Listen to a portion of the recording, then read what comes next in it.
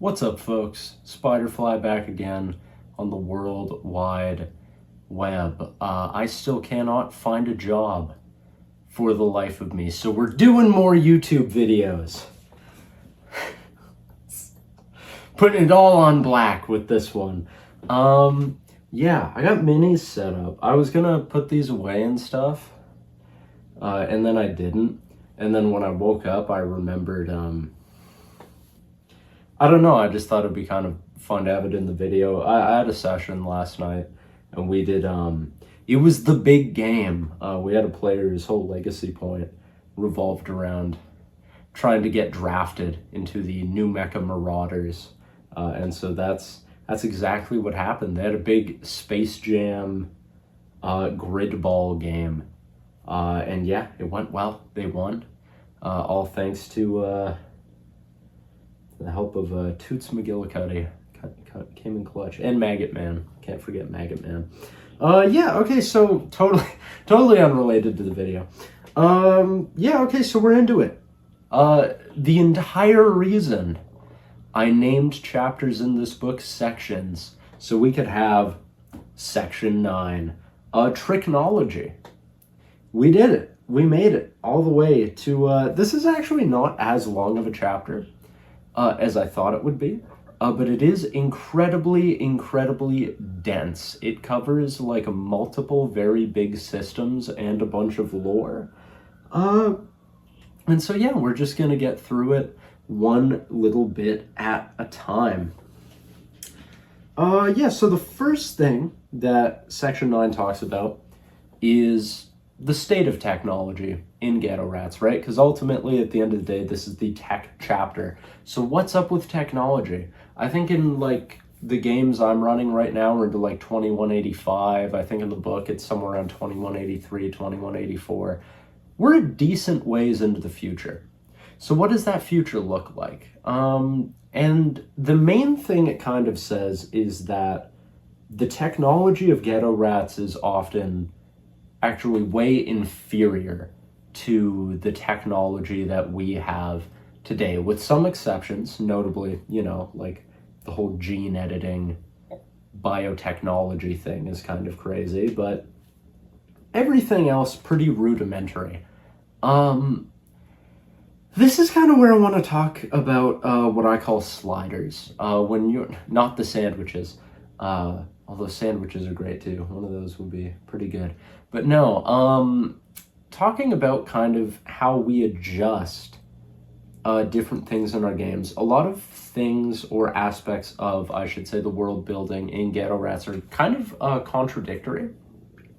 You have some technology that's super basic, and then some technology that's super advanced. You have, on one hand, these big mega cities run by these corporations and these political parties, but then on the other hand, you have, you know, the wastelands and the end of the world and no supply chains. You have like fantastical technology. You've got, you know, desperation and lack of like food scarcity and stuff like that. So where does it balance out? And the honest answer to that is it's entirely up to you. You as the zone master get to decide the pace and the state of the world you're running, right? If you want your Geto Ratz game to feel more post-apocalyptic, more like Metro, more like The Last of Us, more like Fallout, then do that. It's easy to slide further to that extreme. If you want your game to feel more like, oh, you've been playing a lot of 2077 and you want it to feel like Night City, slide the other way. Maybe twisters aren't as big of a threat. Maybe the radiation isn't as frequent. Maybe magic isn't even as common. And the corporations are more powerful and technology is more readily accessible. Or maybe, if you're kind of like me, it's going to be different, region to region, place to place. You might design one city where it's super dystopian and high tech, and another where it's almost like more of kind of a Weird West vibe. You can do all of that. It's kind of Firefly rules. You know, in concentrations of money, it's going to be more sci-fi. And then in areas with less wealth, further kind of on the fringes of the world, you know, it might be a lot more like the 1800s. And so that's kind of a thing. in the world building. The 1800s, I think, were like as big of a source of inspiration as, cyberpunk for creating this world. And so it's kind of striking a fun balance of like, what would the last days of the West or, Victorian London or any of that stuff look like with a bit more of a neon paint job and then a bunch of monsters running around. And that's kind of what you get to look into. Same thing with magic, do you want magic to be super frequent where like the 13 stars have kind of supplanted traditional religions and stuff like that? Or do you want where magic is illegal and barely practiced and only done in secret? Easy enough like that. Talks here about, info punk, the idea of like the data market, the feds monitoring kind of ideology and revolutionary sentiment that's spreading on the internet and stuff like that. Not as important. Okay, so the first real section of this is going to be networks. What are the networks? How does the internet... We live in the friggin' internet age. I have like so many devices. This is just an old phone that no one uses anymore that now solely acts as a camera for me to shoot these videos. I've got so much technology right here in my room and I don't use half of it. Because we're all about junk and waste.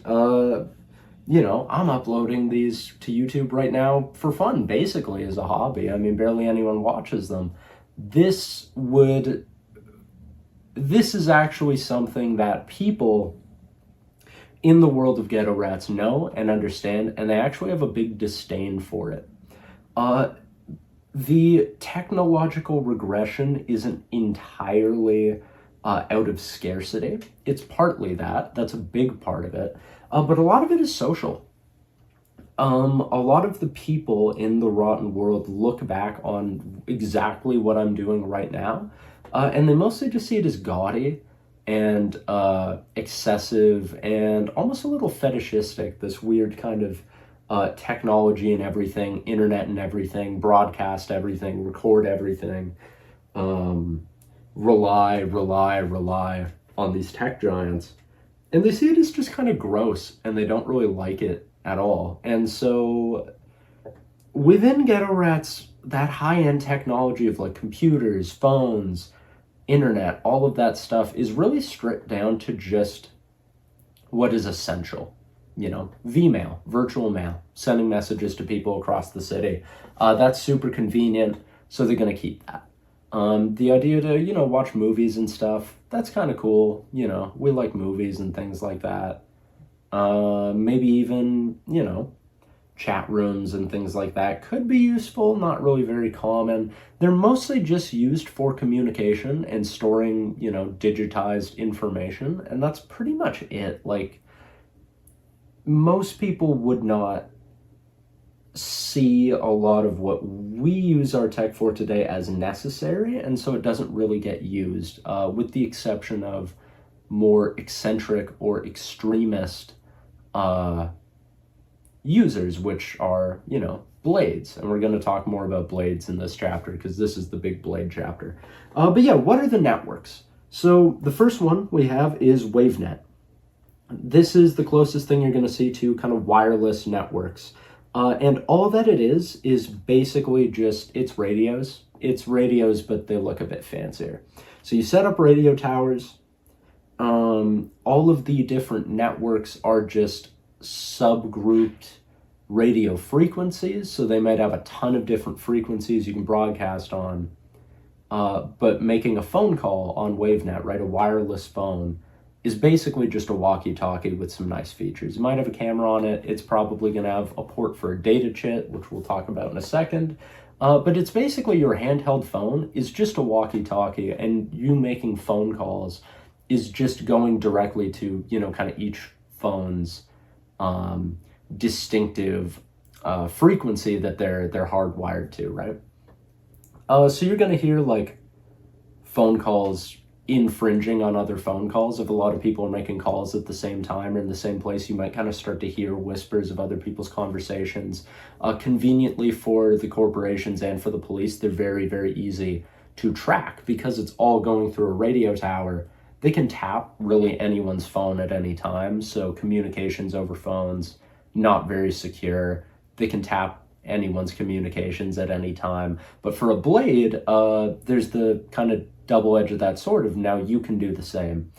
So they're not secure. They're not. They also, notably, you can't make phone calls very far. Some of them only work within like one neighborhood, like wherever those different radio towers are. Some of them will only, basically all of them will only be good for calling within the city. So you're not going to be calling, you know, your grandma on the other side of the country with one of these things. It's just for, you know, hey, let's meet up. Hey, I'm going to be late for work. Hey, can you wire me that money? That's really all they're for. Yeah, it can be hacked remotely, commonly used by criminals. Basically, all your burner phones are just going to be like old pre-war smartphones that they hook up with a little radio adapter that's going to hack into that network and just let you kind of call using that WaveNet, and then you trash the phone once it's been tapped. A lot of, because of the way that WaveNet works, where it gets overloaded really easily, pretty much all cell phones too have a limit to how many calls you can make per day, as opposed to paying. Mostly that was a gameplay thing because I didn't want people to have to like be buying minutes and stuff like that.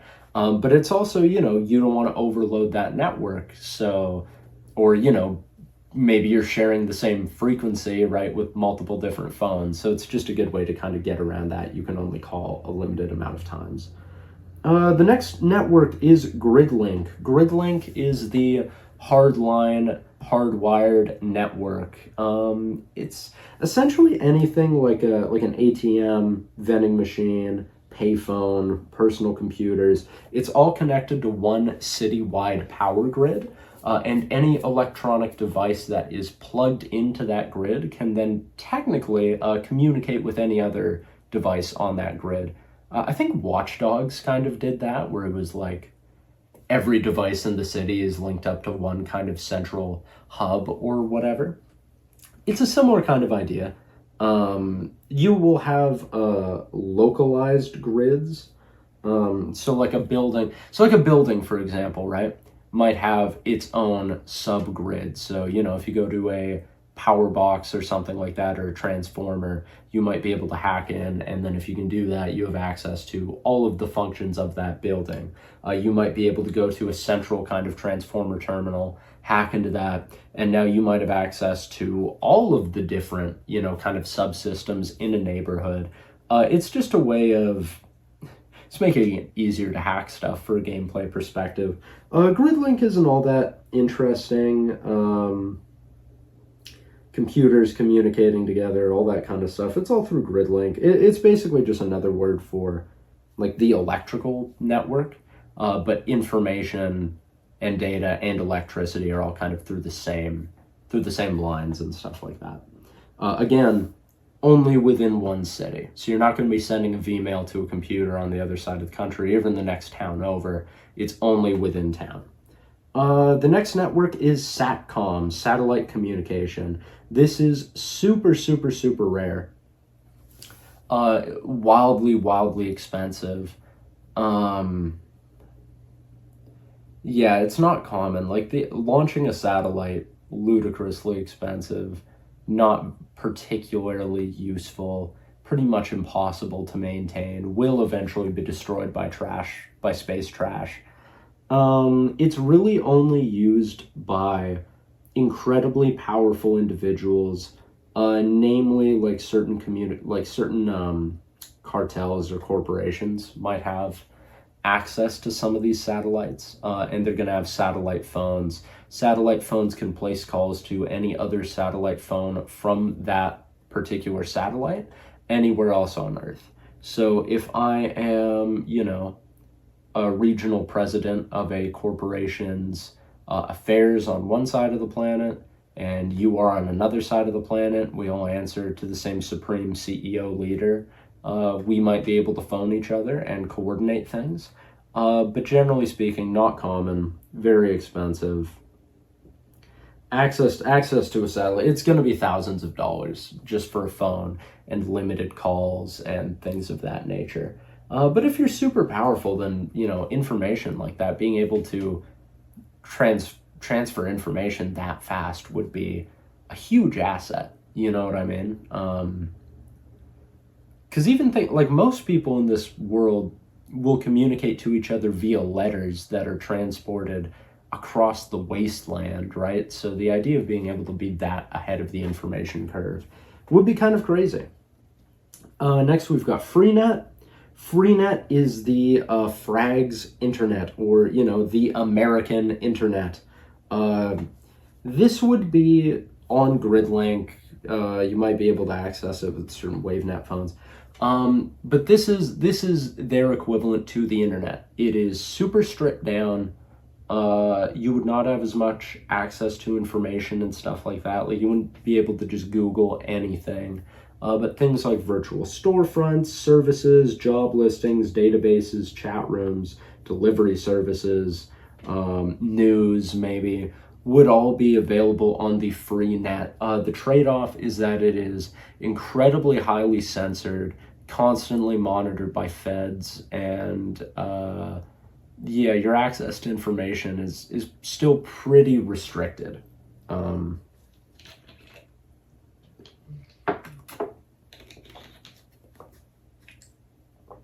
Nothing particularly interesting. There really isn't that much to say about Freenet, because Freenet, there is an internet. It is strictly for your city. It is monitored at all times by feds. There's not a lot of fun to be had with it. Which takes us to the last network, and this is the Lab, shorthand for the Labyrinth. The Lab is an illegal pirate internet.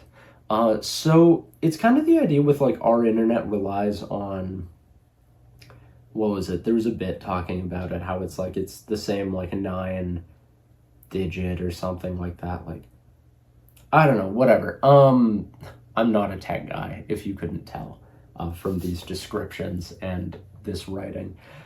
But basically all that the Lab is, it is 100% separate. So if you look at, like, the deep web or the dark web or whatever you want to call it, it is harder to access, but it is still attached to our internet. You can access it through the internet and get to it, right?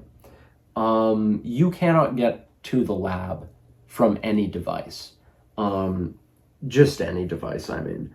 If you have, like, a jailbroken device or a data knife, and you have a certain transponder that lets you connect to these pirate internet networks, that's the only way to have access to it. You couldn't connect to the Lab from a regular computer anywhere. You would need a special device that lets you pick up on the hidden signals to let you tap into it. So what is the purpose of the Lab? A lot of things. There are aspects that would be similar to kind of, how, like, into the idea of the dark web everybody was a few years ago? It's kind of like that. You can buy drugs there, theoretically. You could buy weapons. You could do, kind of illegal services and things like that. It's worth noting this would not be a common way to do these things, just because the average person doesn't own a cell phone, doesn't own a computer. The average person has no access to the regular internet, so the idea that everybody would have access to the super exclusive illegal internet, unrealistic. It would definitely be bigger inside the wall, I think.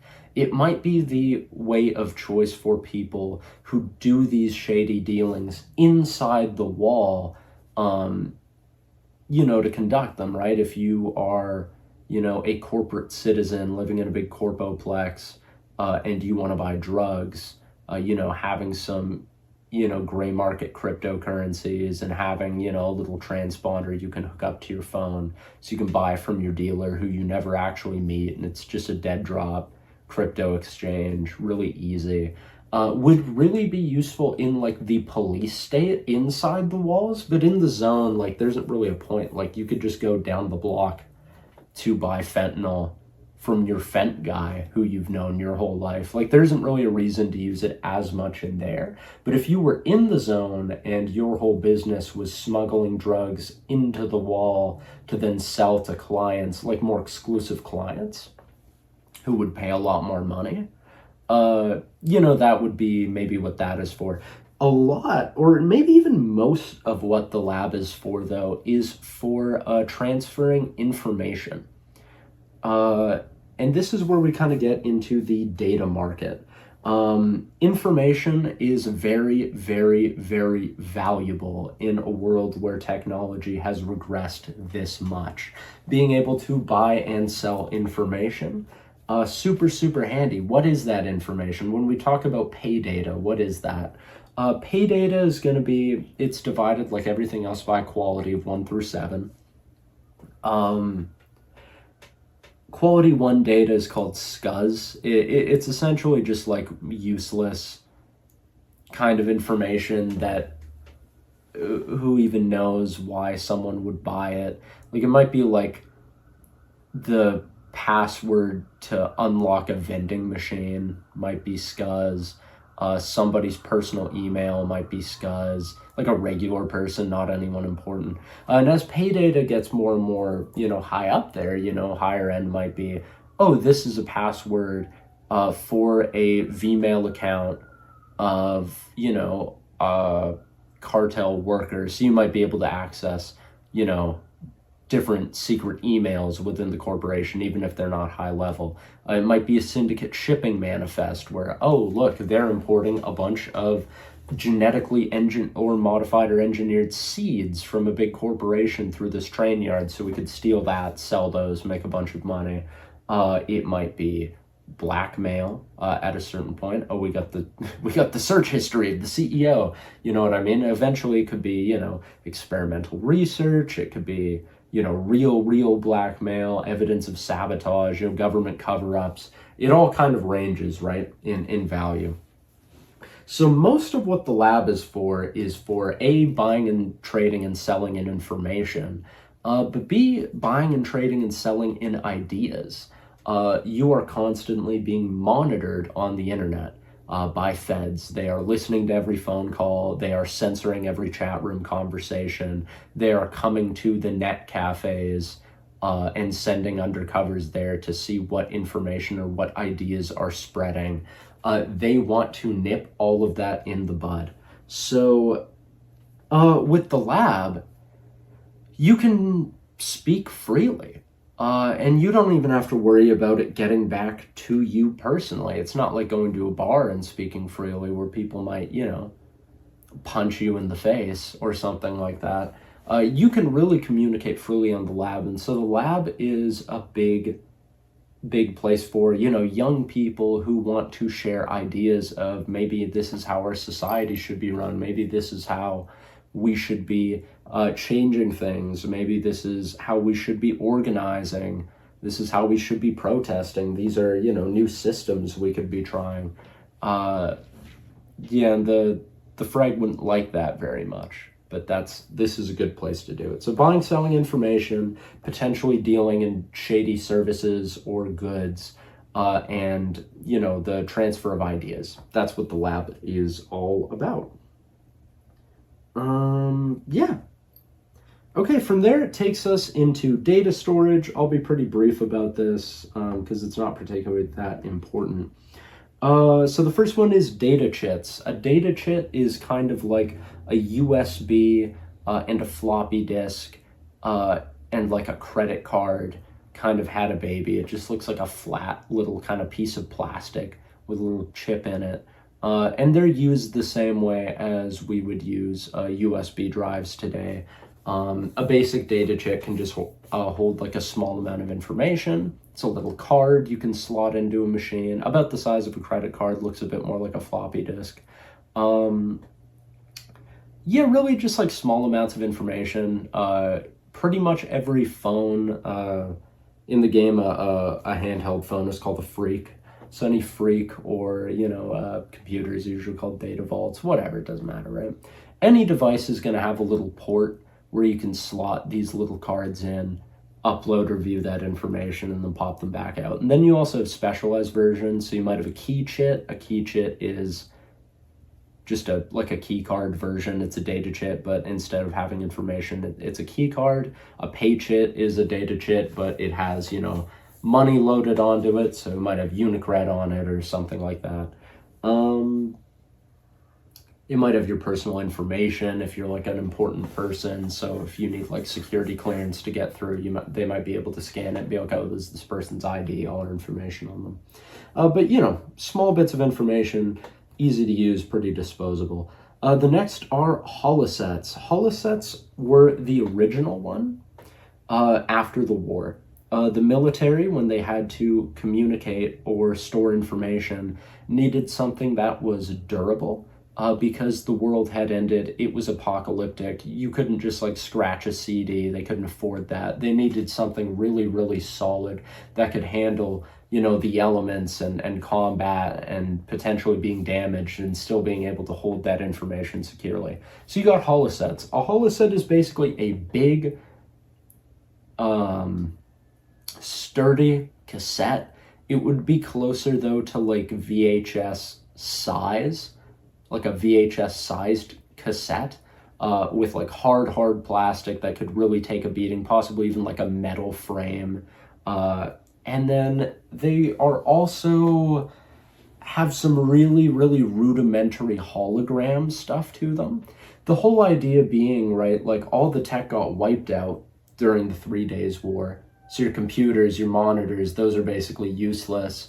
And the idea of everyone having access at the time to screens that they can maintain and transport easily wasn't realistic either. So having a holoset player where it's small, it's portable, you take your giant holoset, plug it in, the holoset survived a journey across the wasteland, you pop it in, and then just a little projector hologram pops up to let you see whatever the contents are, hear whatever the contents are, and then just back to being like a simple thing you can transport and move around. Would have made sense at the time. Now at this point where, screens and things like that would be easier to get a hold of, it would and maintain, you don't have to worry about transporting it as much. The holoset wouldn't have as much of a need. And so now what you have are, thousands and thousands of old military holosets in circulation that don't really have a use anymore. So in the zone, what a lot of people do is they'll take these holosets and rewrite over the contents of them. So you might find like an old military holoset from, after the war with, like a big warning, confidential, do not watch thing on it. You pop it into your holoset player, and it's just somebody's mixtape. It's somebody's band's recordings. It might be, a home video. It might be like a pirated movie or something like that. Holosets have kind of just been like repurposed because there's a lot of them in circulation and they don't really serve their original use anymore. But really, really secretive information is still going to be used with holosets. There's something called the black holoset, which is a holoset that can only be played with a specialized player. So this is for like really encrypted information. Like you need the designated, or you'll need a key, which is like a certain, thing that plugs in. You can only play it by having the designated key for it.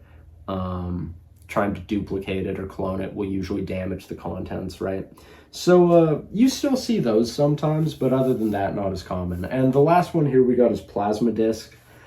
Plasma disc is just the newer version that kind of replaced holosets. It's closer to like a CD or something like that. Laser disc, right? Obviously. And this is just mainly for the civilian market, music, movies, home video, stuff like that. This would be the most common one. This is more like behind the walls because in the zone, again, it doesn't take much for a plasma disc to get scratched and then you don't have it. And something that takes plasma disc is going to be a lot more expensive than an old holoset reader where there's, 700 of them just laying around because they don't really get used anymore. But this would be more common in the communities just for like civilian stuff. Okay, and from there, that takes us to what is the actual important part, or the first important part of this chapter, data knives.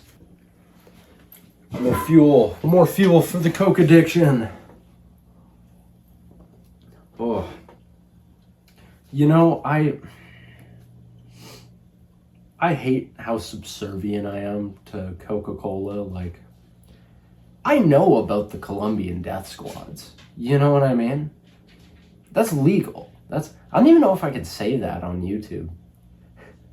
Don't look up Coca-Cola union busting in Colombia. I know it's bad. I know it's evil, but goddamn if it ain't the real thing. You know what I mean? Ugh. Anyway. Data knives. What is a data knife? It's not just the thing from Titanfall that I forgot was also called that. I'm just going to read from the book because it's easier than trying to go from memory.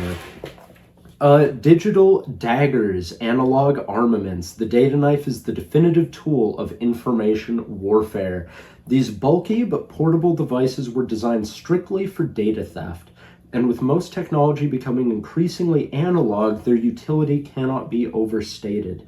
Data knives function as portable computers with ports and cables for every kind of data storage on the market. They're completely offline, unable to be traced until activated. Once online, they can intercept and trace almost any signal. Their charge and storage capacity is, however, fairly limited, and while very useful, they pale in comparison to pre-war technology. The cyber deck. Think of like a really analog 80s kind of cyber deck. The idea of a decker, right? That is what the data knife is. It is a big, bulky, portable computer that you can sling over your shoulder or put in a bag and run around and take the big cables and slam them into the computer and then go, I'm cracking into the mainframe. I'm in. That's all that it's for. And for the people that use them, the blades, they are everything, right? See what I did there? Blade, data knife. You get it. You get why they're called blades now. So yeah, how does hacking work? That's kind of the important part here, right? So mechanically, how does it work? When you are hacking, you are taking your data knife and you are trying to, crack into the system, right? So you are rolling either with book smarts, so 1 point for every point in book smarts, or commit crime, so 1 point for every 2 points in street smarts. Criminals can figure out how to crack these systems, but not as well as somebody who could also program one, right? You are then adding your data knife's ice pick bonus, which is its bonus to hacking into things. And then you are rolling against the system's firewall. So let's say I'm a blade. I've got 4 points in book smarts, and my data knife has a +2 to its ice pick. So I'm taking a d20, I'm rolling a skill check with a +4 for my book smarts and a +2 for my ice pick for a total of +6. I have rolled a natural one, so I failed automatically. But assuming I didn't do that, okay, I've rolled a 9 + 6 is a 15. And I'm rolling to beat the firewall of the system. The system, let's say, has a firewall of 4, so it's rolling with a +4. That is a 13 + 4 is a 17. I have not hacked it in time. If we roll again, I rolled this time an 8, they rolled a 9, still beat me out. And yeah, this firewall is impossible to hack. Originally, it was just a difficulty value or just a basic skill check, but I found it was way too easy, especially since book smarts builds are a very book smarts builds are very like all or nothing min-max builds. And so when you have somebody who has like a +2 to hacking from a perk, a +2 to hacking from a biomech, a +2 to hacking from their device, and a +8 to hacking from book smarts, it can really trivialize it. So making it an opposed skill check just kind of makes it, a bit more whatever. Yeah, the other thing to note is every time you fail to hack something, you can attempt again, but it uses up 1 power on your device, usually a data knife, every time you try to hack into it. So eventually the device will die if you keep attempting over and over. The other thing too is if you're hacking into like something with an actual security system, so if let's say a mob-owned club has its own private grid network, or you're in a corporate compound trying to steal, some experimental prototype, odds are they're going to have alarms, odds are they're going to have security protocols. So if you fail to hack something in the first attempt, you're going to set off whatever those protocols are. That could be literally anything depending on the situation. But in this case, it is what it is, right? Maybe a corporate security team comes in, maybe it awakens like razors or corporate hackers, people, we would call them white hat and black hat hackers in the game. They're blades and razors. Razors might show up and start trying to hack you back. All the doors might lock. Maybe gas starts pouring into the room. Who knows, right? Countermeasures. That's where it talks about hardware. So hardware is just going to be the table for prices of different things. So technology, it's a quality 1 through 7, like everything in the game, base prices, all of that. Oh yeah, here's where it talks about actually what the stats of a data knife are. So ice pick is the benefit your data knife has to hacking into things. So +1 to your ice pick is a +1 to hacking. Here it says that it subtracts from the firewall. You could run it either way, it doesn't really matter. It comes out to the same thing ultimately. But yeah, ice pick, is it good at hacking into things? Firewall is the defenses of the system. How good is it to stand up against hacking? Well, why would you want that? You're not getting hacked into often. When it comes to counter-blade combat, which we'll get to in a second when we get into malware, this is what you're rolling to defend or essentially block against oncoming digital attacks, right? So firewall is your defense, ice pick is your attack. RAM is how many programs or how much information can be stored on your device at any given time. That's not what RAM is. Shut up, nerd. It is in this. RAM is just your storage. So different pieces of malware, which are like the quick hacks in this game, I'll get into that. They each take up a different amount of RAM. If you are stealing information, then you're going to have to store that information on your data knife. That's going to take up RAM. So that's all worth noting. Power, that's how many times you can use your device before it dies and you have to recharge it. You can just assume it recharges whenever you're resting. If you're not homeless or whatever, you can plug it into the wall or something. Yeah, that's it. Those are all the stats. You've got freaks. Freaks are smartphones. There's a bunch of different types of smartphones listed. They make phone calls. They have RAM and firewall and stuff like that, but not really going to be hacking with them. One thing that is worth bringing up is pricing. So all the phones have their own listed price in the rules. You can run them with the prices as listed, no problem. The alternative rule is that you can run phone costs as the same as the tech costs. And what this does, especially if you're like me, you're playing with the black market generator because you got back alleys and black markets, like you should, it makes it so that phones are actually a really, really valuable and strategic tool. It's not just something that just anybody can go out and buy. Now you actually have to have connections to be able to source a cell phone and then be able to coordinate, your whole group or organization with phones. I prefer that feel to my games because it feels a lot more apocalyptic. It feels a lot more kind of regressed technology. And I like the idea that it's like well-connected fixers and high profile dealers and gang leaders and stuff that have access to phones, but the average everyday person doesn't have one. And they're quite expensive, and they're really limited in what they can do. It just makes phones feel like cool again. I feel like this is like, okay, you're gonna see this, I guess, more in this chapter. And really you see this a lot in the way I design the world. The reason Geto Ratz is not a strictly cyberpunk game is because I don't find technology like that interesting at all. I live in the cyberpunk future. I'm recording on a spare phone. We have just spare phones laying around. I've got nests of cables and drawers that I don't know what to use them for. I've got like my entire computer set up right there. I have access to all the information. This stuff was cool and new in the 80s. It's just normal now. And so I'm kind of bored of it. I'm personally more interested in analog technology. I'm more interested in what people did before the internet. How did letter running work?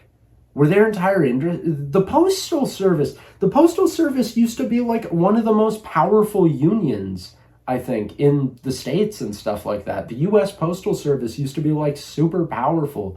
Now, you know, they're getting beat out by Amazon. That's super lame. I want a super cool postal union again. What do postal workers look like in Geto Ratz? Do you have guys with like, I mean, it would be caravans, right? It would be caravans where they have a whole trunk load of letters and some guy with a coach gun on like an ox-drawn carriage being like, yeah, we gotta go get these wedding invites out to San Francisco right now. That's way cooler than just emailing somebody. So I like that because that phone rule where a cell phone is worth the same amount as a data knife or a computer really kind of forces your players to like actually think about how cool cell phones are and how useful cell phones are, when it's not like, oh yeah, I just call them. You don't have a phone. How are you going to organize this? More interesting. Next one is your data vault, or your PCD, your personal computation device. These got a big buff in the expansion. So the main thing with the data vault was that it was meant to be like, if you were hacking into something, your zone master could pull up, okay, you're hacking into an ICM Titan. The Titan has all these stats. This is what you have to hack in. You kind of get to play that whole idea of your blade being like, oh, the Titan's a bit of a beast, but it's nothing to a blade like me. But they weren't really useful for anything else. They got buffed in the expansion where now you could, because they're hooked up to GridLink and Data Knife is going to be a WaveNet thing, you can use a data vault to hack anywhere in the city.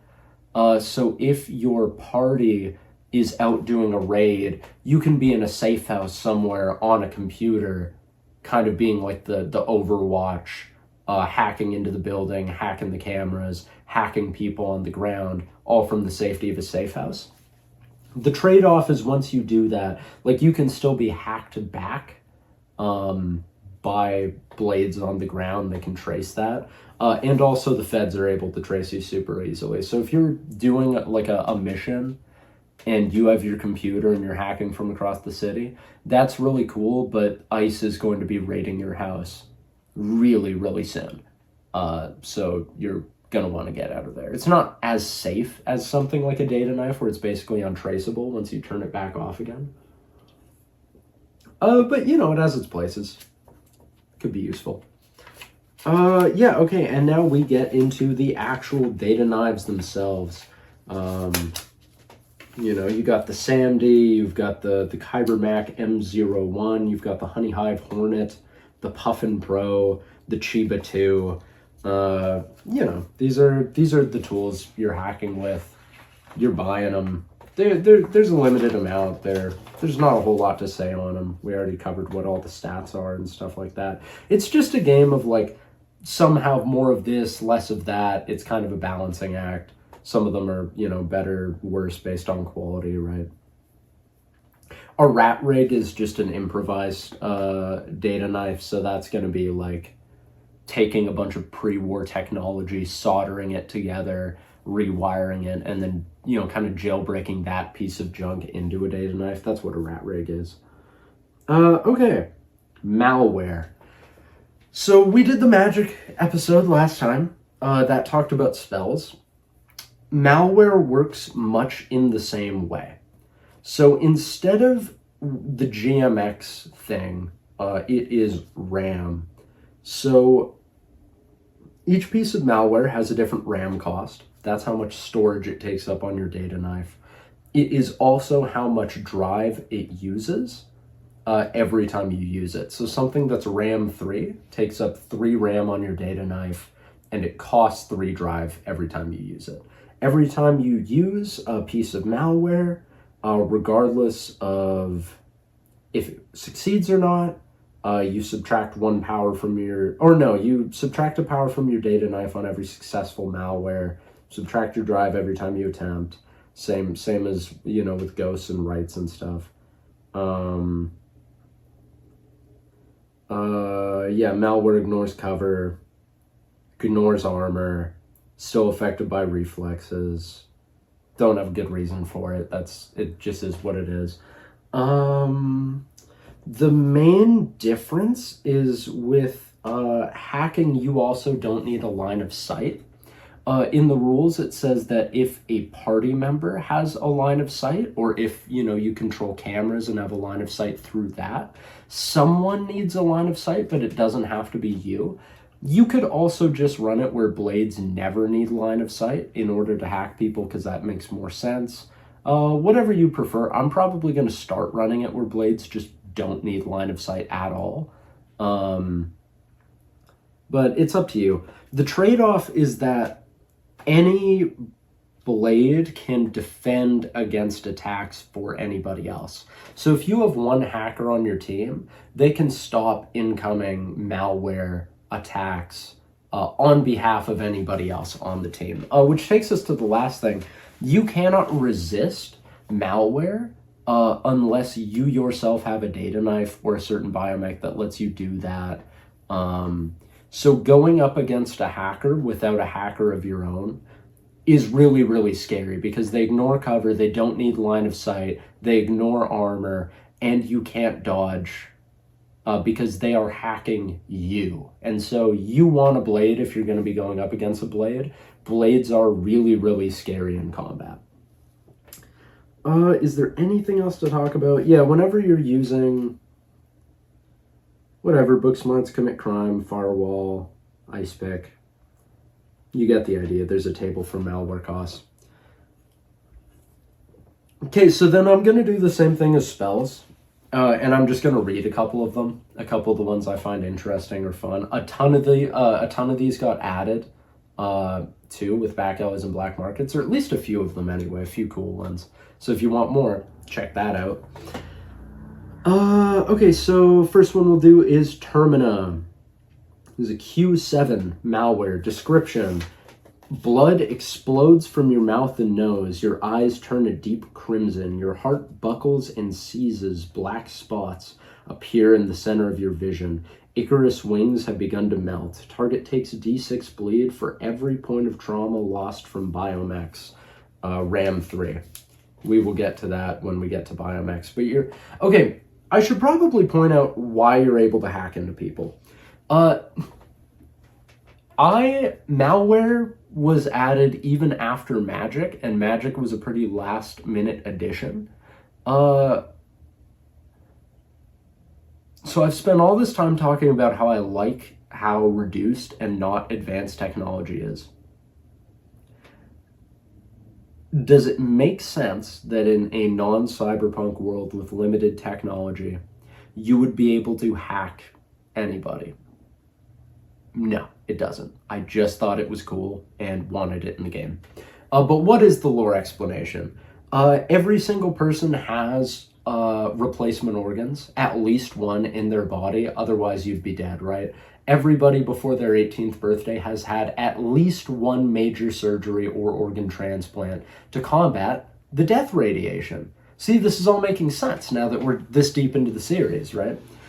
So those cheap replacement organs, or the fancy organs, or the biomechanical augmentations or biomechs, They all have different, like, you would have different, like, microchips that would monitor, like, oh, has this gone into caloric deficit? If you go to a doctor, they're going to be able to just, like, check the diagnostic chips in your organs and be like, oh, you're suffering kidney failure. We're going to have to replace those, you know, and you got like a year or two before we got to replace those. Oh, we have a tumor in your lung, but it's nothing to worry about. It seems benign enough. Basically, what blades are doing when they do malware is they are hacking into your organs and making them fail in some way. So Termina is essentially making your immune system fight your augmentations and kill you. Let's go to another one. Rabid. This is a Q6 biomech. Your jaw tightens, teeth grinding, your tongue bloody as foam spills from the corners of your mouth.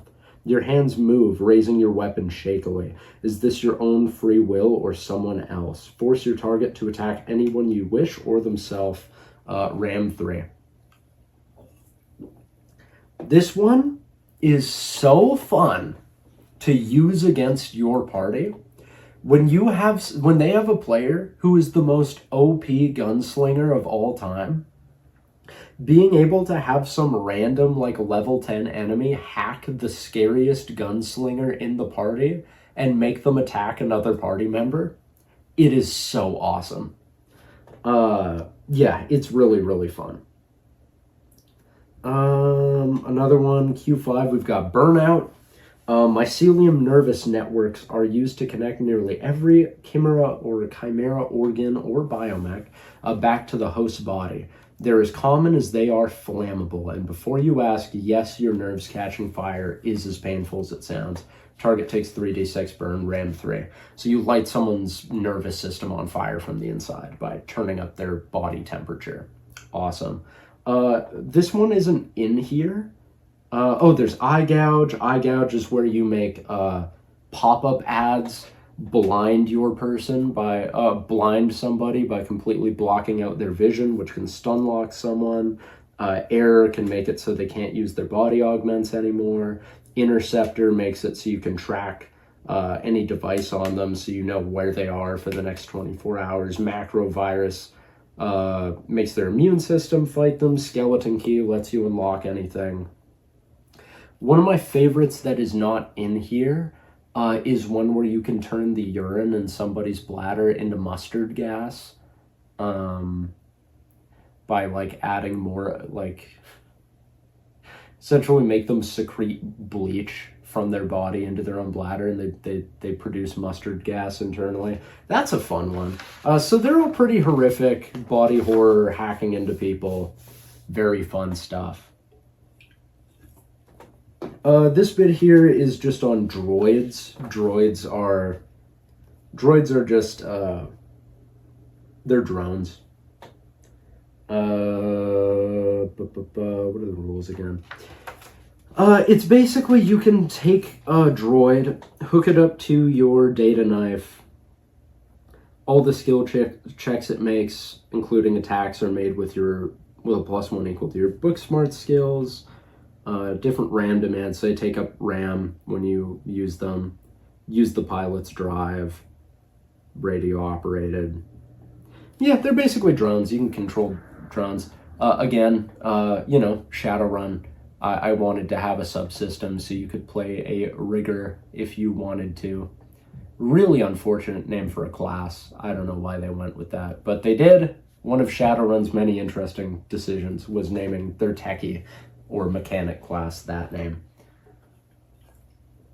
I'm not going to spend that much time on droids. They're very much just like an optional rule. Some of them are good for combat. Some of them are good for... They're really just kind of a combat thing. You're going to notice that malware is very similar to spellcasting, and droids are very similar to the summoning system. Blades and weirdos or exorcists are very much kind of two sides of the same coin. They're support builds. Wizards are a bit more versatile, whereas blades are a lot more specialized, but they both kind of have their niche. They're both support rules. Their rules both operate very similarly. So now that we're out of the way with that, it's time to get to what this chapter is really about, which are biomechs. Chimera flesh, hormone and steroid glands, aluminum bone alloy, copper veining, and a mycelium nervous system. Might not sound like much, but these freaks go crazy for the stuff. Biomechanical augmentations, or biomechs for short, got invented after the war. Rumor has it they learned how to do it off some freakish twister experiments. Sure, they can give you a few advantages, push your body beyond its natural limits, but is it really worth it? I've seen the surgeries, seen how the light in a person's eyes seems to fade, the breaker's itch kicks in, and pretty soon they can't get enough. Can't stop cutting, ripping, tearing, and patching over. Whatever, we all do what we gotta do, I guess. I should be the last man on earth allowed to judge. That was Jax Pagan, and he was talking about biomechs. The other one here, biomechs, chrome and cordyceps, flesh and formaldehyde. Biomechs allow your character to push themselves beyond the limits of the human body. You're so much more than just human now. It's our equivalent to cyberware. Calling it cyberware would be a disservice, because this is so much worse than that. These are not usually slick. These are not very good for you. That's kind of the notable thing. They do a lot of damage to your body by installing them. So how does it work?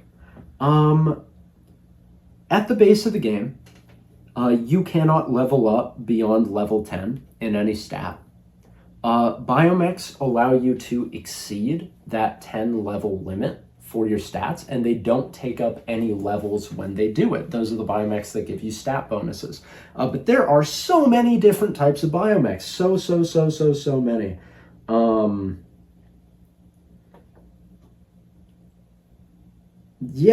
Basically the main mechanical thing is, you know how in that video we did on your health, how all people have a maximum trauma threshold of 10?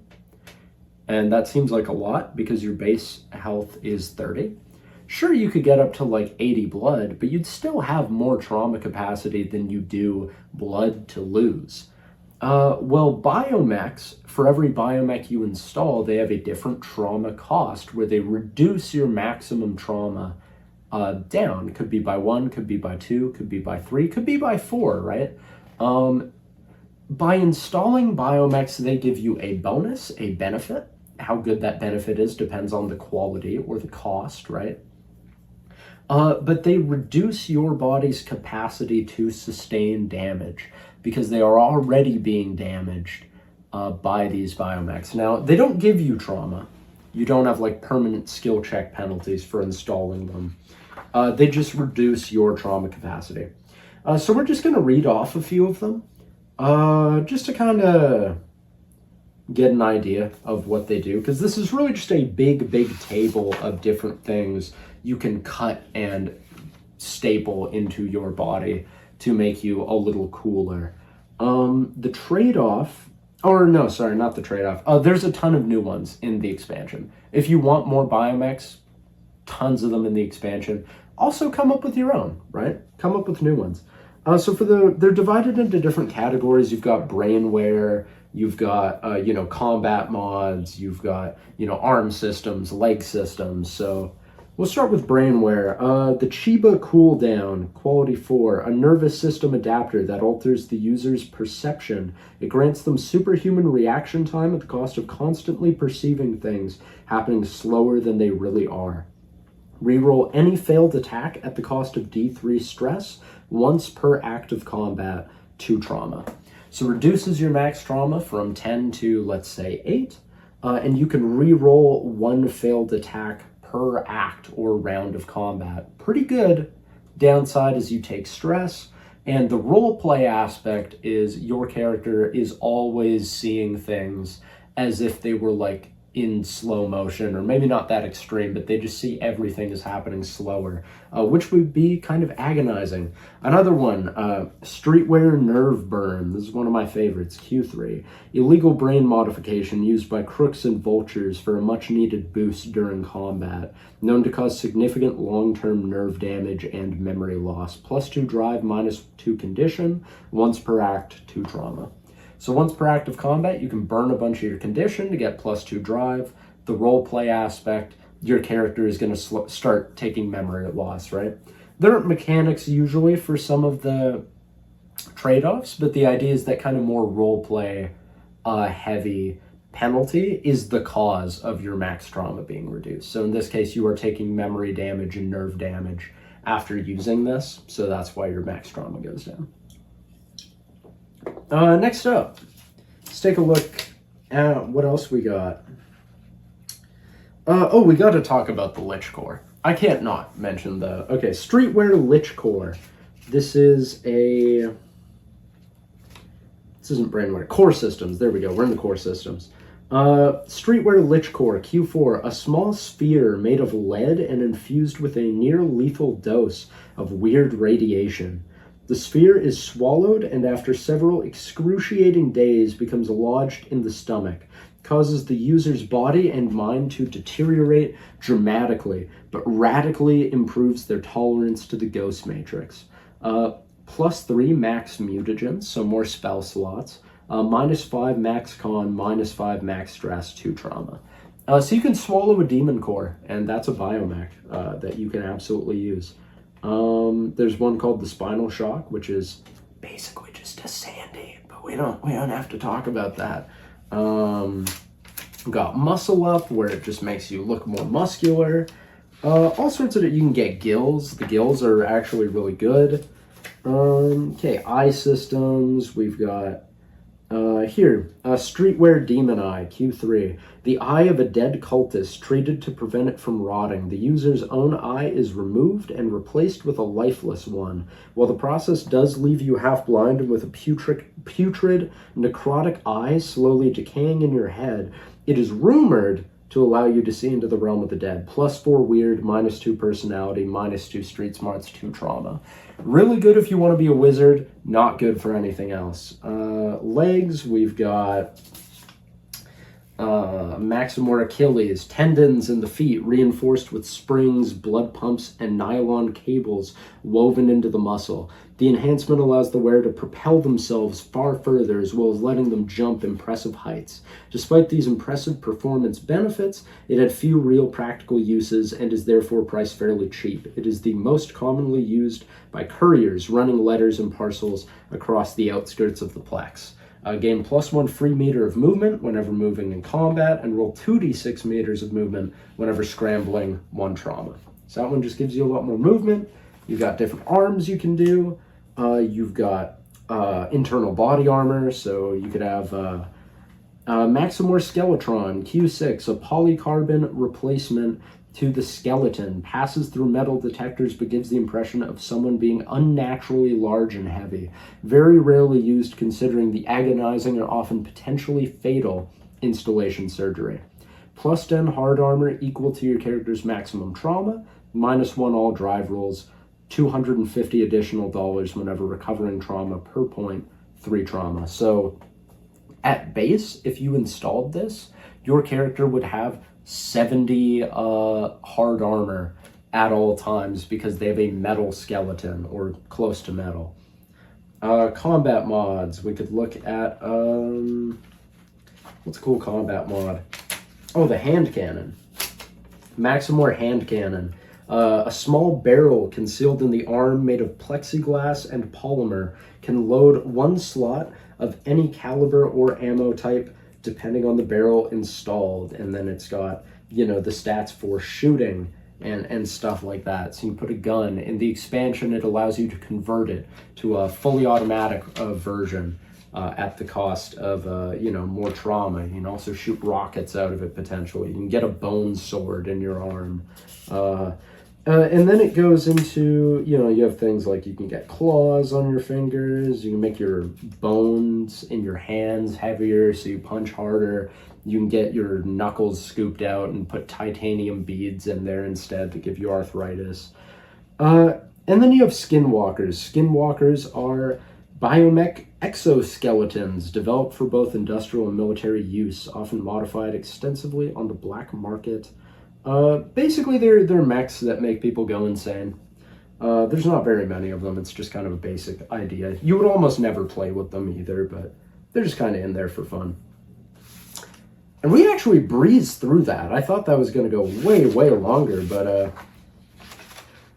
yeah, we kind of just blew through that one. I maybe didn't do as good a job as I should have at explaining like the rules, but honestly, at a certain point, there really isn't that much to say. So biomechs, what do we got to say about them? Biomechs, despite being pretty simple rules-wise, are a huge, huge part of the game. How accessible and common they are, up to you at your table and how you run them. I have it where most NPCs have them, but they are kind of hard for players to get a hold of. It's just worth noting, like, every single person in this world has body parts replaced. Almost all of our domesticated animals have been genetically modified to be superior for those purposes. All of our crops have to be engineered so that they can grow with all the radiation going around, right? And all of this gives more power to the cartels that control these things. I talked about this already in the health video, in Protect Your Neck, I guess. So I'm not going to go too deep into it here, but I just wanted to quickly reiterate if anyone hadn't seen that video for whatever reason. The horror of biomechs is not that you can modify your body. I see that in cyberpunk media a lot, this weird kind of allegory where it's like the human body from birth is sacred and any modification to it makes you less human or something like that. That's not the point of what this is. The reason that it's bad to modify yourself is not because there's anything wrong, with gender-affirming hair, with tattoos, with piercings, right? I believe those are all very cool things and you should do them if they make you... Dyeing your hair, you know what I mean? That's all cool. Do that. And stuff like that would be super, super routine in the world of this game. I mean, the super elite will do things like cut all their skin off and then get like a designer like, oh, Louis Vuitton just released a new skin. And so I'm going to cut my skin off and get new skin, and it's got the logo all the way over it. You know what I mean? The Gucci skin suit, right? You can mix and match and swap your body as much as you want. And those cosmetic surgeries are pretty affordable and accessible.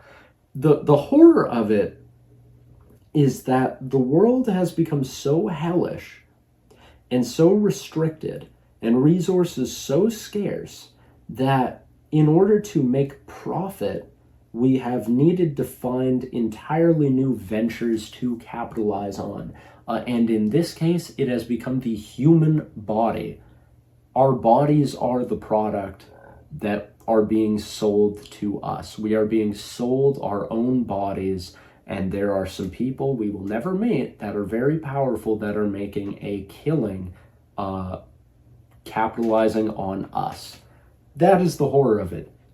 Because of the pollution caused by these corporations and these warmongers, we require new organs to live, and they are being sold to us at exorbitant prices, and somebody is making billions, and we are struggling to get by with bodies that are no longer entirely our own through no choice of our own.